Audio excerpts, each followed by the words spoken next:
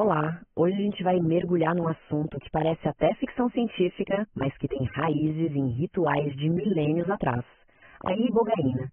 E a promessa dela vai muito além de um tratamento comum para a dependência. A proposta aqui é algo bem mais radical, a chance de dar um verdadeiro reset no cérebro. E essa é a grande questão que a gente vai explorar. Será que é possível pegar um cérebro que foi moldado por anos e anos de dependência e reiniciar? Parece coisa de filme, né? Pois é. Mas é exatamente o que as pesquisas com a ibogaína estão começando a sugerir. Para a gente ter uma ideia do tamanho da mudança que isso significa, é só comparar. Os tratamentos convencionais, muitas vezes, são como um band-aid. Eles tentam bloquear o efeito da droga ou substituir por outra menos prejudicial. Já a ibogaína, ela vai por um caminho completamente diferente. A promessa é de regenerar, de reconstruir os circuitos do cérebro. É como trocar a fiação elétrica da casa que está com defeito, em vez de só ficar trocando fusível que queima toda hora. Ok, então vamos voltar um pouco no tempo, porque para entender a ciência por trás da ibogaína, a gente precisa entender de onde ela veio. E essa história não começou num laboratório com cientistas de jaleco branco, não. Ela começou em rituais sagrados no coração da África. Pensa só, por séculos, muito antes da medicina moderna sequer sonhar em existir, a casca da raiz de um arbusto chamado tabernante iboga já era peça central de rituais do povo Bwiti. Eles usavam em cerimônias de cura, em ritos de passagem, para se conectar com o mundo espiritual. Era e ainda é um pilar da cultura deles. E essa linha do tempo mostra bem essa jornada maluca. De planta sagrada, a substância foi isolada lá em 1901. Nos anos 30, acredite se quiser, chegou a ser vendida na França como um estimulante comum, tipo um tônico. Mas é esse último ponto que muda tudo. Em 1962, um acaso, um acidente, mudou para sempre o destino da ibogaína. E essa descoberta acidental tem nome e sobrenome, Howard Lotsof. Um cara que não era cientista, não era médico, mas que vivia o problema da dependência na própria pele. Então, estamos em 1962. Howard Lotsof tem só 19 anos e é dependente de heroína. Para ele, a ibogaína era só mais uma curiosidade, mais uma substância para experimentar. Mal sabia ele que aquela experiência ia mudar não só a vida dele, mas talvez o futuro do tratamento da dependência. Bastou uma única dose. E o que aconteceu depois não foi só uma viagem. Foi algo que virou uma chave dentro do cérebro dele, que quebrou as correntes da dependência de um jeito que ele jamais imaginou ser possível. O resultado foi esse, preto no branco. A fissura, aquele desejo incontrolável pela droga e os sintomas terríveis de abstinência que o atormentavam simplesmente sumiram, como se nunca tivessem existido. Lotz ficou tão chocado com o que aconteceu que ele resolveu compartilhar a substância com amigos que estavam na mesma situação. E o resultado foi surreal. De um grupo de 7 amigos dependentes de heroína, 5 deles largaram a droga e ficaram limpos por pelo menos 6 meses. Pensa bem, com uma única dose. Naquele momento, sem querer, ele deu início a um campo de pesquisa inteiramente novo. Tá, a história é fantástica. Mas agora vamos à parte mais fascinante. Como é que esse tal reset acontece de verdade lá dentro do cérebro?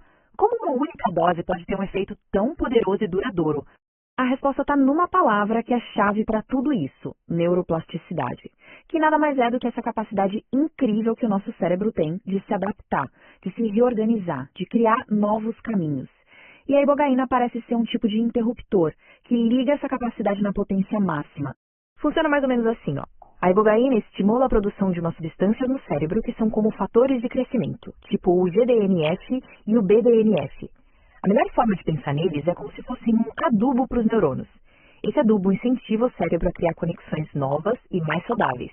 E com isso, a química cerebral, como a dopamina, que está ligada na recompensa, e a serotonina, ligada ao bem-estar, finalmente volta para os eixos. E essa citação das fontes resume tudo perfeitamente. A ibogaína não é um remédio que só mascara um sintoma. Ela funciona como um catalisador que recalibra a própria fiação do circuito de recompensa, aqueles que foram basicamente sequestrados pela droga. Agora, o mais interessante aqui é que a ibogaína é o que os cientistas chamam de droga suja. E nesse caso, isso é um baita elogio. Significa que ela não tem um alvo só. Ela ataca em várias frentes ao mesmo tempo. Ela reequilibra a dopamina para cortar a fissura, mexe nos receptores NMDA para enfraquecer as memórias da dependência e ainda por cima aumenta a serotonina, melhorando o humor. É essa ação em conjunto, essa sinergia que parece ser o segredo da sua potência. Só que essa religação toda de circuitos não acontece em silêncio, de forma invisível. Ela vem acompanhada de uma experiência psicológica muito, mas muito profunda. E o mais legal é que essa jornada interior não é um efeito colateral. Parece que ela é parte fundamental do processo de cura. Essa jornada, que muita gente descreve como um sonho muito vívido, geralmente acontece em 3 atos. Primeiro, tem a fase aguda, que é super imersiva, cheia de visões. Depois, vem a fase avaliativa, que é o momento de reflexão, de processar memórias. E, por fim, a fase residual, em que a pessoa volta ao normal aos poucos, enquanto o cérebro integra tudo o que aconteceu. E aqui está a conexão, que é simplesmente genial. A teoria é que essa jornada psicológica não é uma alucinação qualquer. Ela é literalmente a sensação do cérebro se religando. É como se a pessoa sentisse a cura neurológica acontecendo em tempo real.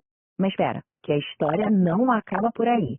Um dos aspectos mais incríveis da ibogaína é que os efeitos mais duradouros não vêm dela, mas sim de uma outra substância que o nosso próprio corpo cria a partir dela. Funciona assim. A ibogaína é a faísca que dá início ao reset. Ela age rápido e depois de algumas horas já foi embora. Só que nesse processo o corpo a transforma em outra coisa, a noribogaína. E a noribogaína é como a brasa que continua queimando por muito, muito tempo. A meia-vida dela, ou seja, o tempo que ela fica ativa no corpo, passa de 28 horas, o que garante um efeito bem prolongado. E como isso funciona na prática? A noribogaína fica armazenada na gordura do corpo e vai sendo liberada aos pouquinhos na corrente sanguínea. Isso cria uma janela de oportunidade terapêutica que pode durar semanas, às vezes até meses. É essa presença constante que continua segurando a fissura e os sintomas de abstinência, dando o tempo necessário para a pessoa construir novos hábitos agora mais saudáveis. E no fim a gente fica com essa pergunta, né? A ibogaína é uma ferramenta espiritual ancestral ou é um medicamento do futuro? A verdade, talvez, é que ela seja as duas coisas. Uma ponte fascinante entre a sabedoria de povos antigos e a ciência de ponta, nos forçando a repensar tudo o que a gente achava que sabia sobre como curar o cérebro humano.